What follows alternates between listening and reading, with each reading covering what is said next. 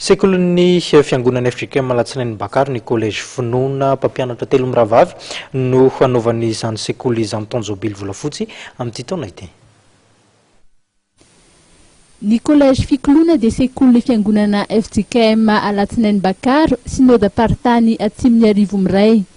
Tamin'ny taona 2020 sy 2010 no nanorenan'ny fiangonana io sekoly io. Mpampianatra telo miravavy no isan'ny nampianatra voalohany tao amin'io sekoly io ary mbola mampianatra ao mandraka ankehitriny. Nanapa-kevitra ny fiangonana sy ny sekoly fa anaovana jobily volafotsy ireo mpampianatra telo miravavy izay naharitra sy nahavita be tokoa tao amin'ny collège fikoloana. 20 taona tokoa mantsy izay no nampianarin'izy ireo tao amin'ity sekoly ity. Izy ireo moa dia fantatry ny maro amin'ny anarana hoe Mademoiselle Jeanne, Rafanomezatsoa Suzanne, Madame Voiny, Raël Soaniana Vonitsoa ary Madame Ravao Ornala Nory Manampy. Tamin'ny tapaky ny volana janoary no nanokafana ny fankalazana ary amin'ny faha 17 sy faha 20 Mey izao kosa ny ivo ny fankalazana izany.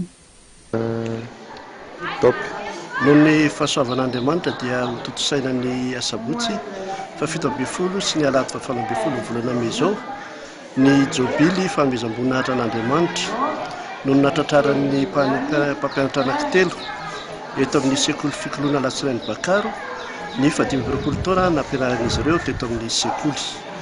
Ireo mpampianatra moa dia i Madame Ravao, i Madame Voiny ary Made Janine. Dia atao indroa taona ny sabotsy sy ny alahady ny fankalazana. Ny fandaharam-potoana dia ny asabotsy 17 ny volana Mey dia amin'ny 8 maraina dia isy carnaval lehibe mamakivaky ny tanàna. Dia andraisan'ny mpianatra rehetra anjara io carnaval io ary dia hototosaina eto an-tanàna ary mifarina eto amin'ny tokotanin'ny sekoly.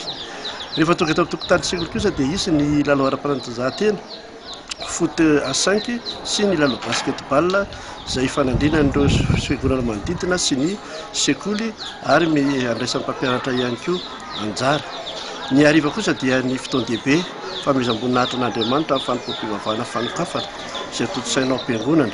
Io fanipaom-pivavahana io dia hototosain'ny maître milary ny sekoly ary ny tohizana amin'ny korana mandra-pahalin'ny andro mba irahana amin'ny faly totosain'ny mpianatra amin'ny alalana karazana hirahira isan-karazany sy ny fanentanana isan-karazany ihany koa.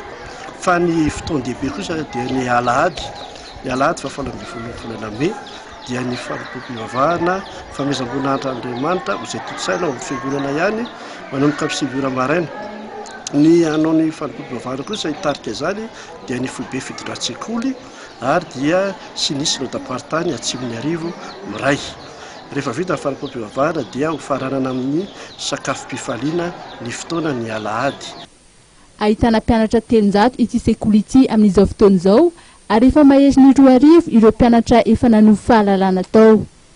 Tsetsatsetsatsyaritra no ilazana fa maro tamin'ireo mpianatra nandalo tao amin'ny sekoly no lasa pastera na mpitandrina mitondra fiangonana amin'izao fotoana izao.